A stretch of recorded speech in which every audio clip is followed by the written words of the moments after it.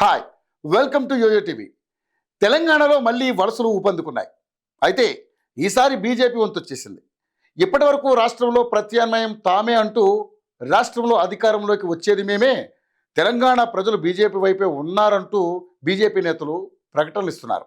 ఎన్నికలు ఎప్పుడు వచ్చినా అధికారం చేపట్టేది మేమే అంటూ బీజేపీ నేతలు ఇస్తున్న స్టేట్మెంట్లు గ్లోబల్ ప్రచారంలా ఉన్నాయన్న చర్చ పొలిటికల్ సర్కిల్లో కాదు, ఆ పార్టీ సానుభూతి పరిలో జరుగుతుంది.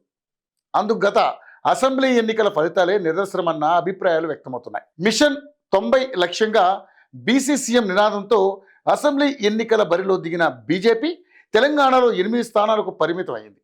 ఇక దేశవ్యాప్తంగా పార్లమెంట్ ఎన్నికల్లో 400 లక్ష్యంతో మోదీ ఫిర్ ఏక్ బార్ నినాదంతో హడావుడి చేసిన బీజేపీ కేవలం 240కే పరిమితం కావాల్సి వచ్చింది. తెలంగాణలోనూ డబుల్ డిజిట్ పార్లమెంటు స్థానాలు సాధిస్తామని చెప్పుకున్న కాషాయ నేతలు 8 స్థానాలే దక్కించుకోగలిగారు. అది చాలదన్నట్లు గత ఎన్నికలే రాష్ట్ర బీజేపీలో కొత్త కుంపట్లు రగిలించాయి. కొత్త పాత నేతల పంచాయతీ పీక్ స్టేజ్కి చేరి కీలక నేతలు పార్టీకి దూరం అవడానికి కారణమైందని ప్రచారం జరుగుతోంది. రాష్ట్రంలో బీఆర్ఎస్ కాంగ్రెస్ పార్టీలకు ప్రత్యామ్నాయం తామే అని హడావిడి చేసిన కాషాయ పార్టీ ఎప్పటికప్పుడు బొక్కబొర్లా పడుతూనే ఉంది. ఇప్పటికే కొత్త పాత నేతల పంచాయతీ రాష్ట్ర బీజేపీలో సైలెంట్గా ముదురుతుంది. ఇక గత ఎన్నికల్లో ఊహించిన వారంతా విజయం సాధించారు. గెలుస్తారని ఎక్స్పెక్ట్ చేసిన వారంతా ఓటమి పాలయ్యారు. రాజాసింగ్ మినహాయిస్తే ఏలేటితో సహా మిగతా 7గురు పార్టీకి సంబంధం లేని కొత్తవారే. ఇక పార్లమెంటు సభ్యుల పరిస్థితి కూడా అలాగే కనిపిస్తుంది.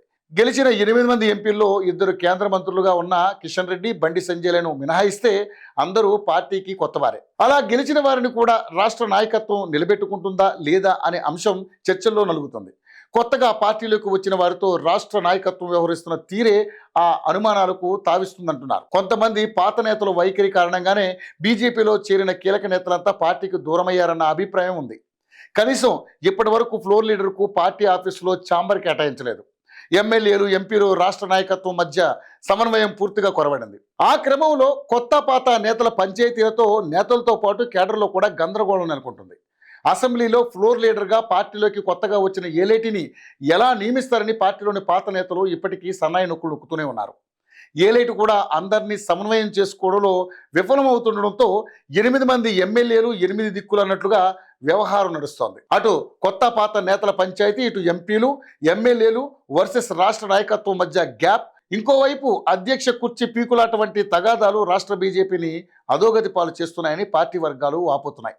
రాష్ట్రంలో ప్రస్తుతం ఉన్న పరిస్థితుల్లో ఇతర పార్టీల కీలక నేతలంతా కాంగ్రెస్ వైపు చూస్తున్నారు.